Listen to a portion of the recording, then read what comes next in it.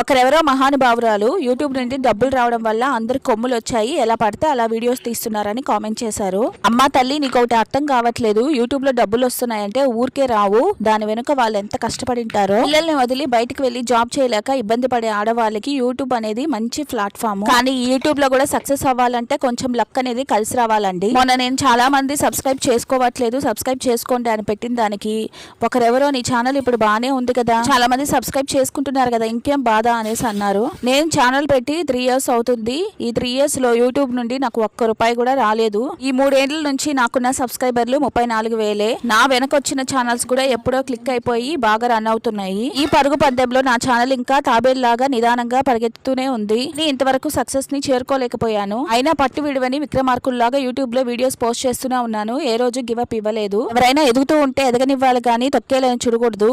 మీరేమంటారు? ఈ వీడియో నచ్చితే లైక్ చేయండి. Tata, by by.